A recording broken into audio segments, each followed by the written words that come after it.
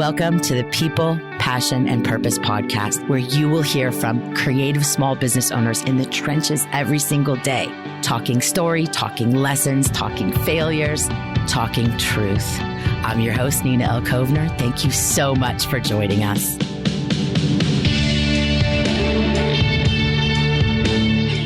Welcome back to the podcast, guys. I know it's been a minute since I have put up a new podcast. I have since moved to the beautiful town of Eugene, Oregon. And this is the first podcast that we're recording at Passion Squared Pacific Northwest. Today is going to be fucking rad because we have a guest that I've been wanting to talk to for a very long time who's got a lot of cool stuff happening and stuff that's so important to the professional beauty industry, but also to the greater community of small business owners. We have today Kristin Rankin of the Dress Code Project and Fuss Hair Studio in Toronto, Canada. Kristin, welcome. Thank you, Nina. Hello. It's lovely to be here. Thank you so much. I can't wait to dive into questions. But first, we got to do first things first. What are your pronouns? My pronouns are currently she, her, they, them. And why is that an important question to ask? Well, I think it's a question about someone's personal space and about respecting other folks and the choices that they make in their everyday lives. And because I think that we are now very aware of this, we need to not just assume that I can go around calling someone a he or a she, because we have more than two. Absolutely. And we're going to talk more about that when we kind of get into your position as salon owner and everything. But first, I want to talk about the Dress Code Project. It's been about a year since we connected, I believe, on Instagram. And since I've been a fan and follower. And, you know, I'm kind of just so into it. And I know that a lot of my followers and community, the Passion Squared community, is super into what you're all about. I'm so happy you reached out. It's been a long time coming for us to get together. What is the Dress Code Project and what inspired you to create it? Well, thank you so much. That was lovely. And it's always amazing to hear that folks are really into it. And the Dress Code Project is essentially an alliance of safer space salons that we've created to ensure that the LGBTQ plus community are getting haircuts that reflect their gender expression in safer spaces.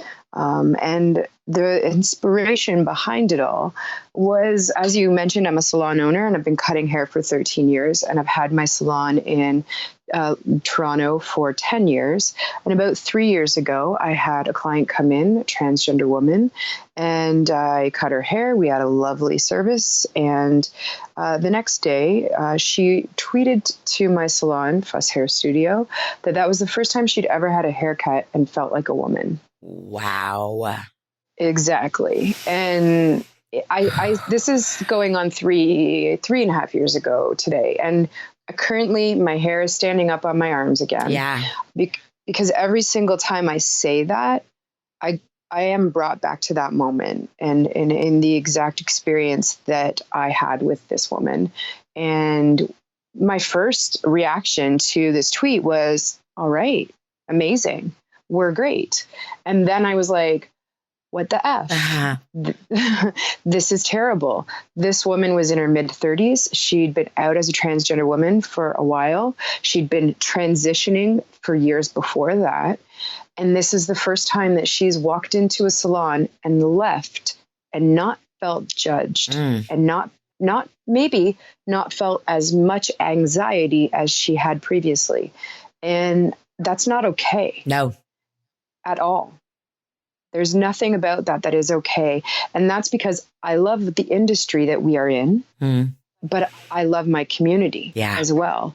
And for those two massive things in my life to not gel was not okay. So I sat on it for a bit and thought, somebody needs to do something about this.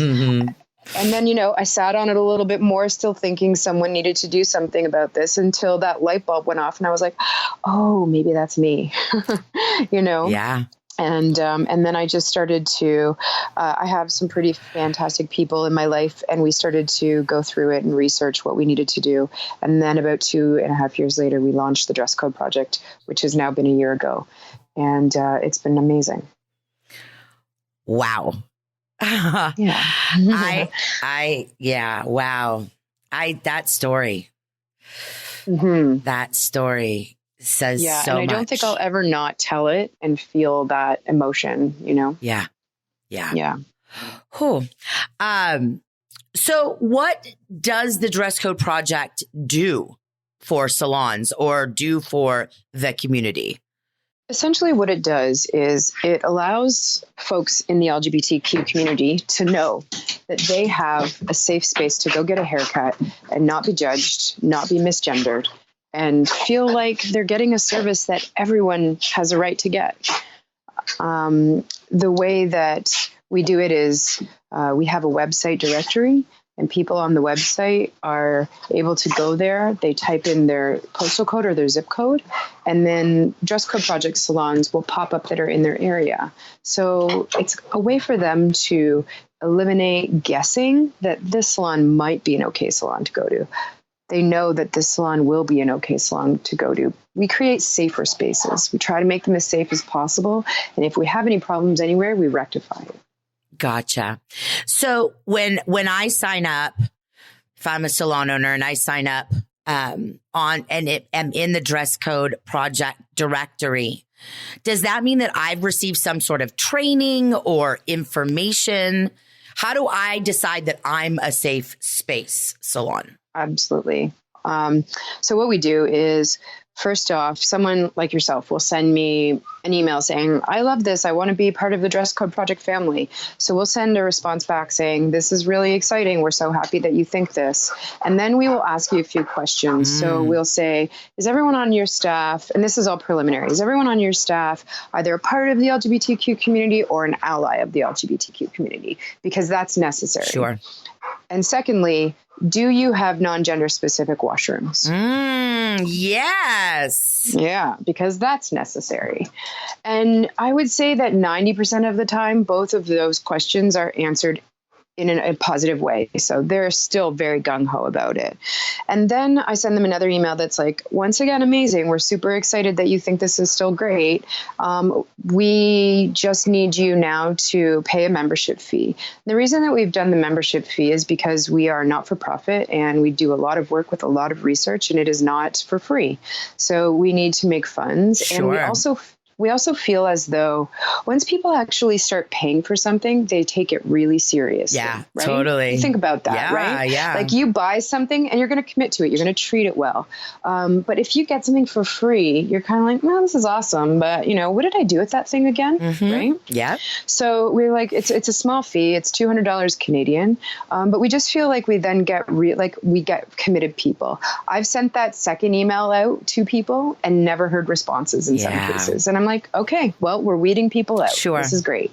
Yeah, absolutely. So, yeah. So from there, we start to tell them the training that we do offer and that we do require.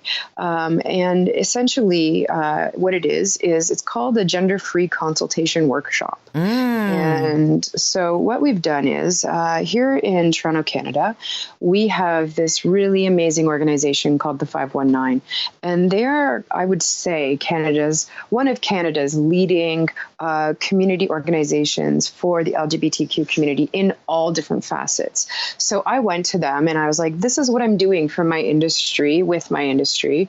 I need your help and I need you to help train me. And I need, we need to collaborate so that we can bring the knowledges of both of our worlds together to create better industry for the hair industry. Yes. So for about 6 months, we vigorously worked on this project, and it took a lot of time and a lot of patience and a lot of collaborating and, negotiating, and then going through red tape, which you get with bigger organizations. And we came up with this actual guide for gender affirming salon spaces. Wow. And it's the first ever that's been made. Wow. I had a lot of training from these folks that do inclusivity and diversity training on a regular basis. This is what they do for a living. And I just actually got back from New York City with the lovely, lovely Fox and Jane family. Oh, yeah. Yeah. And we did in their downtown location at their workshop at 223 Grand. We did the very first time we delivered the workshop, and it was spectacular. And they were amazing. And they asked so many wonderful questions. Yeah, it was awesome. It was awesome. So this is what we do for folks. I'm actually currently also planning one in Vancouver and hopefully one in Rhode Island in the fall. Wow. Come to Oregon. I know. Yeah. And this is what we do. And then once people have taken the training, we say that you're a certified salon. We give you a sticker that is a Dress Code Project Safer Space sticker to put beside your rainbow flag sticker in the window of your salon. And then we also give you the PDF to the guide so that if you have any questions, you can refer back to it. And then, of course, if you have any questions beyond that, you can talk to me. That's so awesome. Thank you. That is so cool. Are you planning on seriously like traveling with that workshop though? Because I mean, we need that. Yeah. What's funny is it wasn't something I planned at all, but it's something that's so specific that it really I've become somewhat of a resource to, if I can humbly say that. Yes, of course. Because I created it with the 519. So I know it inside and out. And so when I was talking to Lauren, who's this amazing woman behind the Fox and Jane salons in New York City and beyond, she was like, look, you're just going to have to come here. Yeah. I was like, okay, and they were super fantastic. And what was really wonderful about working with Fox and Jane is they already have a few folks that are really into understanding gender identity and gender expression, but they had a lot of allies that weren't, but they were so excited and willing to learn. And they had some really amazing questions. And part of what I talk about with this is like, allies are part of the LGBTQ plus community. Yes, of course. They are with us. Yes. They want to be with us. We have to let them in. Yeah.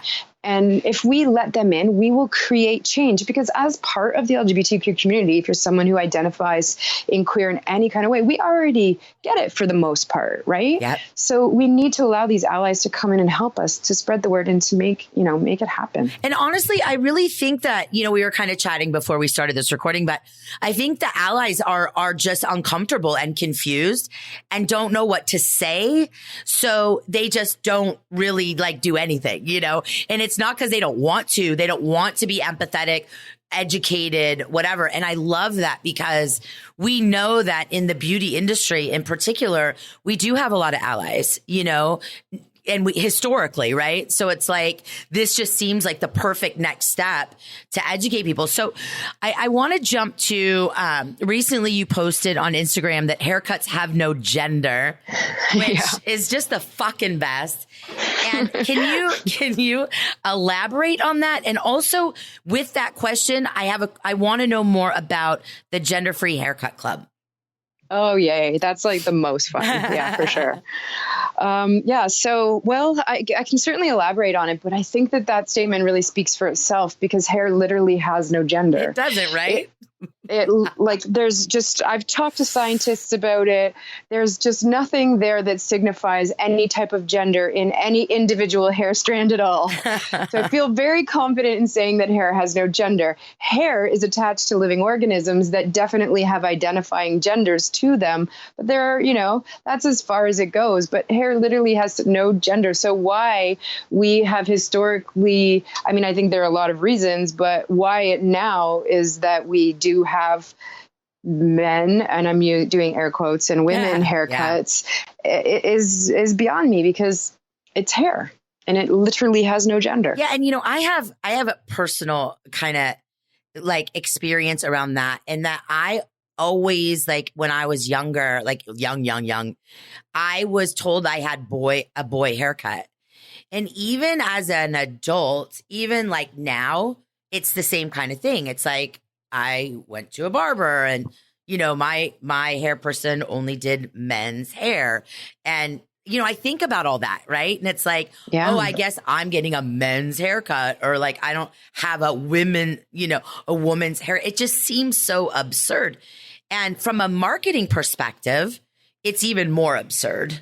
That's kind of where I live, right? In the marketing and business development world. And it makes no sense to me from a marketing perspective. So there's so many like cool things about that. Let's talk about the Gender-Free Haircut Club. And then I want to go back to more like salon stuff about haircut has no gender. I'm all over the place, but I'm so stoked about this conversation. I'm with you. So the Gender-Free Haircut Club, we call that the side hustle of the Dress Code Project. What we did was we were finding that, the Dress Code Project it's going strong. It was doing really well. It still is. It really had its legs. But what we were finding is we were really missing out on this group of people that, maybe just couldn't afford for whatever reason to come into a salon, right? So we thought, you know what, let's do something that we can kind of move around the city and we can provide free services to folks that are in the LGBTQ community that really, really want to get these, gender-free haircuts, but can't really afford it for whatever reason. And so I started to think, okay, we've got 150 Dress Code Project Safer Space salons in 5 different countries. Wow. So it's really fantastic. And I was like, so I think there's about 30 some odd of them in my hometown of Toronto. And so I was like, let's just start it this way. So I started reaching out to the different salon owners in Toronto that were already with the Dress Code Project saying, hey, would you mind doing for 4 hours an evening a volunteer experience event where we had youth from the LGBTQ community come in and get free haircuts? So we tried it out in the West End of Toronto in this neighborhood called Parkdale at my friend Lisa Berry's salon. It's called Clute, and it was phenomenal. We had a great turnout, and the kids were amazing, and they had so much fun. And it was just like the most beautiful experience. And all night long, for 4 hours, 4 of us cut our butts off all night long. Wow. And I have this really fantastic friend who is a professor here at the University of Toronto. Laura Beth Bugg is her name, and she's from Kentucky, and she's a wonderful Southern woman. And she's just like got all the love that Dolly Parton has in the world. And, and she's a terrific ally to the LGBTQ community. She was like, you need to let me do an administration for the evening. And, being a professor and totally organized, she kept everyone organized. So cool. And what we did was, as soon as people walked in, we all had our pronoun sticker name tags on. They signed up, we gave them stickers, they put their names and pronouns on them. And then it was just this like lovely evening of identification and knowledge and hair flying and happiness. And all of the kids all night long kept telling us not only did they love their haircuts, but they were just so happy that this service was being provided. And so, it was just beautiful. And again, my friend, actually, Lisa, who owned the salon, and her stylist who cut that night with us, they're both straight women. They're both allies to the community. And they had such a good time. They said, can we please do this again?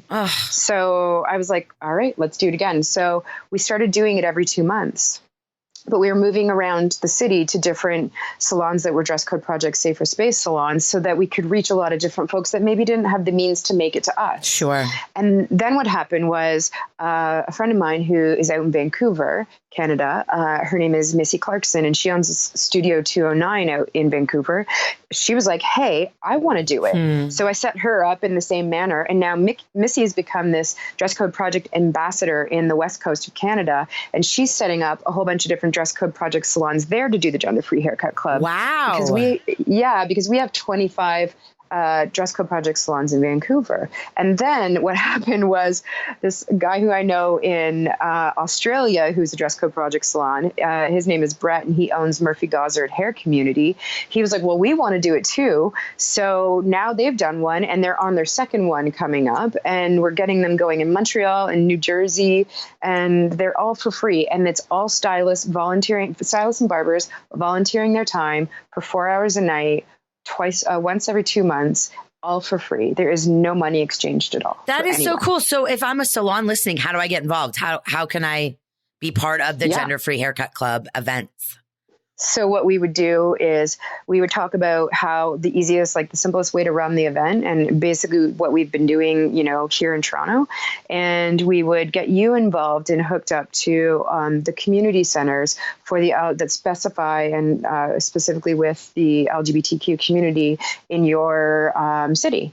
And we would talk to them, and they would help facilitate getting the youth out to the evening. And then we would put up a Facebook page, and we would make one for your community. And we would say, if you're interested, email us and we'll put you on the list. And the list really just kind of gives us an idea of how many folks are going to show up.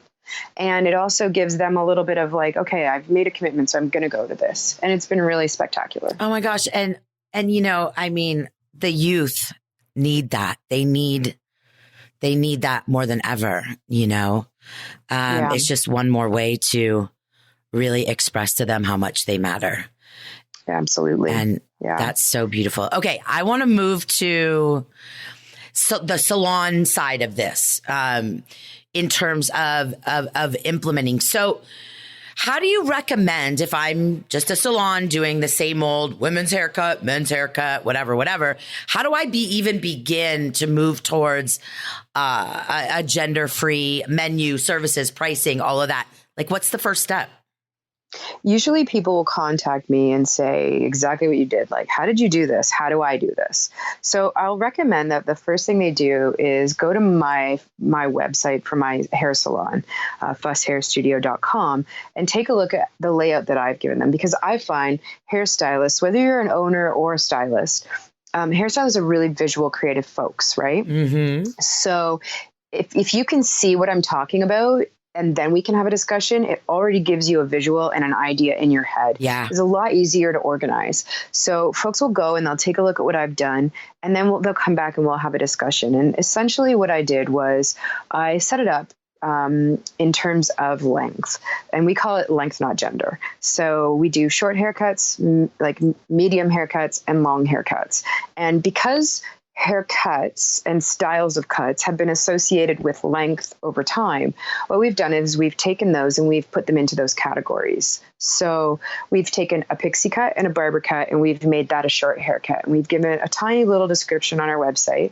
And then we've done the same for a medium length haircut, which we call cropped. And then we've done the same for a mid to long, which we usually say long hair with layers, Yeah.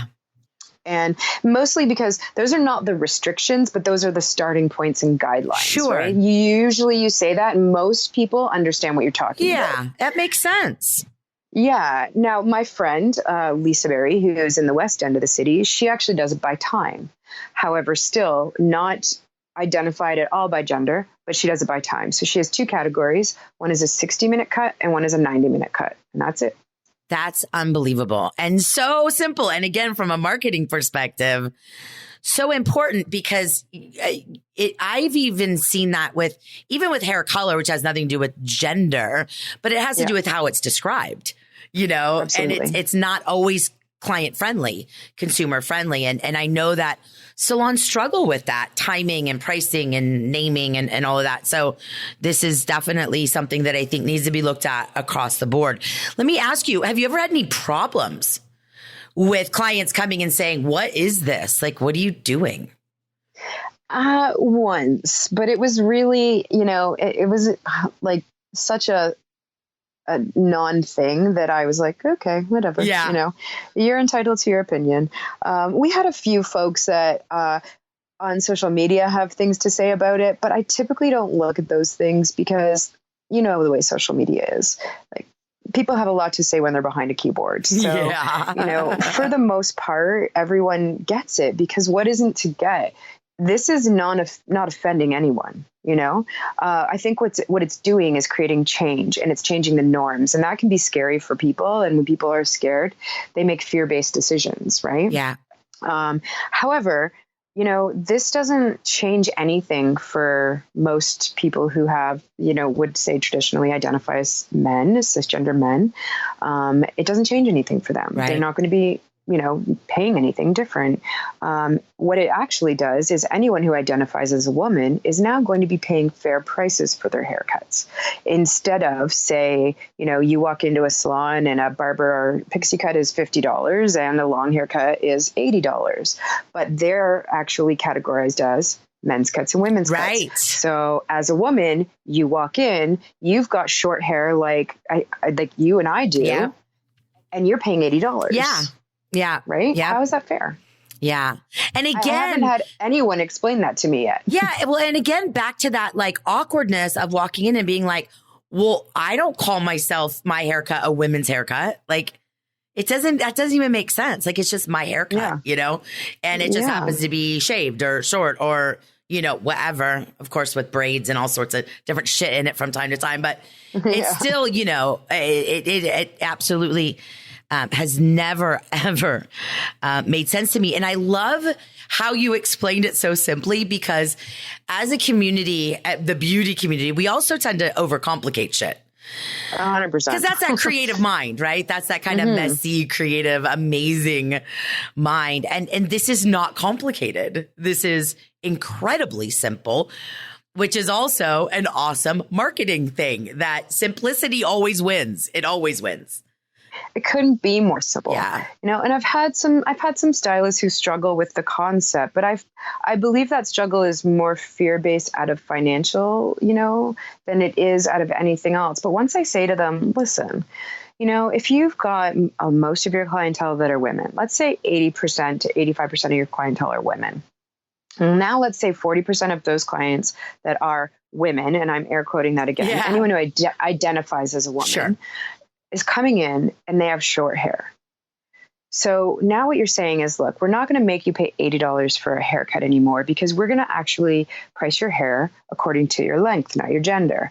So your client's super happy about that, right? All of a sudden they're getting $30 knocked off their bill every time they come in.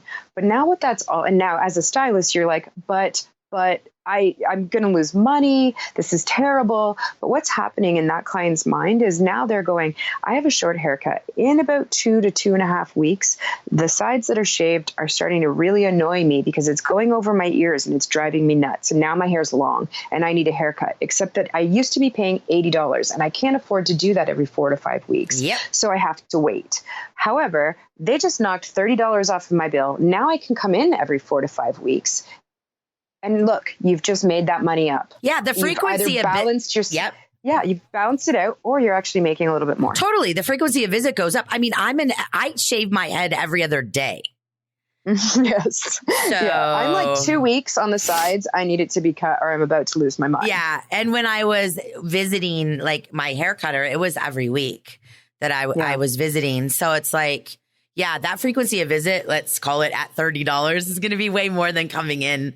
So I love that you called that out, because it's so incredibly true. Can we talk about challenges? You're a small business owner. You have a nonprofit, well, kind of now 2 projects, with the Gender Free Haircut Club and the Dress Code Project. How do you do it all? Well, I work a lot and I have really awesome people in my life. I have really great community that's been incredibly supportive. And, when I started this, I was like, wow, there are a lot of things I don't know. I'm going to need to talk to some people. So I started calling in a lot of favors, Yeah. And I have a really amazing partner. She's wonderful and she's incredibly supportive. And she also happens to be a lawyer. So she's incredibly helpful in a lot of different situations and knowledgeable. And so I have a lot of support in my life, but I really do work a lot. Because it is like having 2 businesses. Yeah. So it's a lot of trying to be really organized. And again, reaching out to the community that I have around me that are all very supportive, that all really believe in this project. And, that are all different facets of people, straight people, allies, people that haven't defined their gender in such a way. The spectrum is incredibly wide and big and gorgeous. And all of them have had their hand in this and helped me along the way and kept me going. And then, of course, there's folks like yourself, and then just people that reach out on a regular basis saying, this is so needed. And thank you so much for doing this. It's kind of amazing. I had someone in my salon the other day for the first time who had said, "Oh, is that really necessary?" And yeah. And I was just like, okay, let's continue. And we'll talk about the weather now. Right. And then we're just going to get this over with as soon as we can. But it's incredible because it is so bloody necessary. And the amount of folks that I get emailing me, messaging me on Facebook, messaging me on Instagram, getting a hold of me however they can to tell me, thank you for doing this, because I live in this area where this was not happening and I didn't know what to do or where to go. And it gets, so much worse than that. A lot of youth in different parts of North America that have reached out and said, they've been in distress about it. Yes. Because this creates so much incredible anxiety and depression and worse. Yes. And I'm like, geez, I am not a therapist in any way, shape, or form. So I've reached out to youth centers in their cities and been like, I have this child that you need to help. Yes. Because this is beyond my professional capacity. But this is because of hair. It's so, think of that for a second. Incredibly, incredibly powerful. I mean, hairdressers are the healers, and this is such an incredible way to move towards healing that is so needed, is so necessary, is so incredibly important for, our creative community. And, that was kind of been my message, like, celebrating Pride. And it's like, I think sometimes people forget, it's like, oh yeah, so everyone can get married in the United States. Yeah. Okay.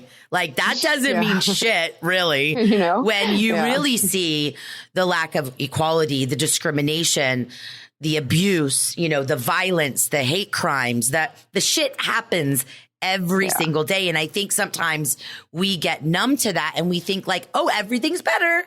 And it's like, no, it's not fucking better. Yeah, it's tolerable, right? That's what it's become. Tolerable. And I think like as a society, it's tolerable. Sure. And I think that people forget that the first Pride Parade was a riot, And when you have those folks that are like, well, what about our straight parade? I'm like, you're lucky you don't need one. Yeah, exactly. Because the first one wasn't a parade. It was an actual fight for human rights. And so we're now talking about hair and hair cutting and gender expression and gender identity. And, one thing I will tell you, and you know this already, it is never just a haircut. Wow. Gosh, this is so oh my gosh, this is so good.